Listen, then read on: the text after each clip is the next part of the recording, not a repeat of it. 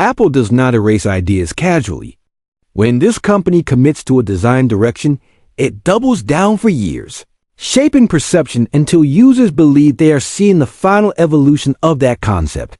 That is exactly what happened with the dynamic island.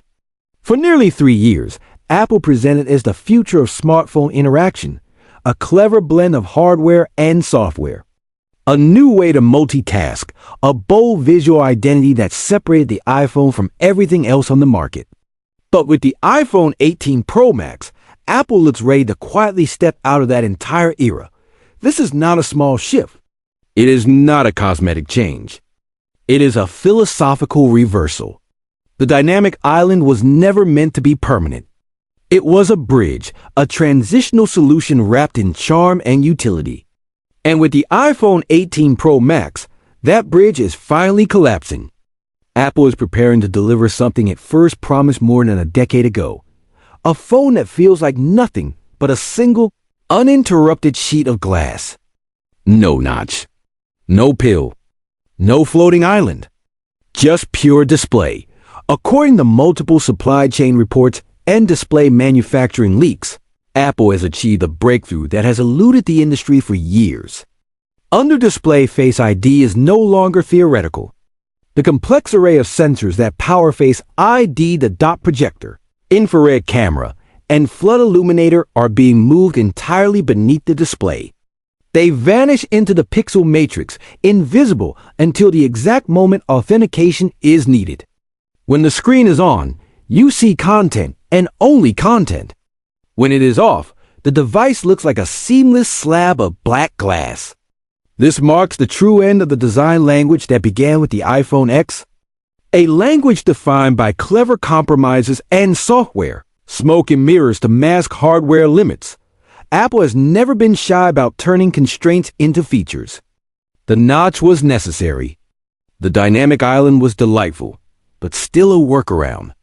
It wrapped you around physics and sold it as the future. With the iPhone 18 Pro Max, Apple no longer needs the illusion. The hardware is finally catching up to the vision. However, this transition comes with a choice that is already dividing fans. To make under-display Face ID viable without sacrificing accuracy or speed, Apple is reportedly drawing a hard line on the front-facing camera. It will not live under the display. Instead, the iPhone 18 Pro Max is expected to use a single, extremely small punch-hole camera cutout. In a surprising twist, leaks suggest it may be positioned slightly to the left rather than perfectly centered. This is not about aesthetics. It is about physics. Cameras need light. Hiding a camera under active display pixels dramatically reduces image quality. It softens detail, introduces artifacts, and limits dynamic range. Apple refuses to compromise on selfie performance, video calls, or front-facing video recording. By choosing a tiny punch hole, Apple preserves optical clarity while still achieving an almost full-screen look. Some will glance at this and say it resembles Android designs. But execution matters. Apple's approach is expected to be far more refined. The cutout will be so small and so carefully placed that it virtually disappears during normal use. When you're watching videos, playing games, browsing photos, or editing content, the display reads as uninterrupted. No floating UI elements intruding on your movie. No black shapes slicing into your photos. Just pixels. Apple is prioritizing real-world experience over visual gimmicks. And that single decision signals a major shift in design philosophy. Turn the device over, and the innovation keeps going. The rear camera system on the iPhone 18 Pro Max is rumored to introduce one of the most important photographic upgrades in smartphone history, a true variable aperture on the main sensor. This is not computational theater. This is real optics. For years, smartphone photography has leaned heavily on software to simulate depth of field. Portrait mode, cinematic blur, background separation, they are mostly artificial. Impressive, yes. But they often struggle with fine details like hair, glass, fur, and complex edges. They can misinterpret highlights or smear textures. A variable aperture changes everything. By allowing the lens to physically open and close. The iPhone can control how much light enters the sensor in the most fundamental way possible. Wide open, you get a naturally shallow depth of field with creamy bokeh, smooth highlight roll-off, and less aggressive sharpening. Stop down, you gain edge-to-edge clarity for landscapes, architecture, and group shots. In bright daylight, you can hold motion without cranking shutter speed to extremes. At night, you can let in more light without pushing ISO into noisy territory. It is not a filter. It is not a simulation. It is physics on a phone. For creators, filmmakers, and mobile photographers, this is a turning point. The iPhone stops pretending to be a camera and starts behaving like one. Skin tones look more natural. Foreground subject isolation feels cinematic because it is optical, not algorithmic. The tiny details that computational photography often gets wrong: stray hairs, reflective glasses, intricate jewelry, suddenly render with precision. Combined with Apple's already excellent stabilization and color science, the iPhone 8 Pro Max starts to look less like a convenient camera and more like a legitimate tool.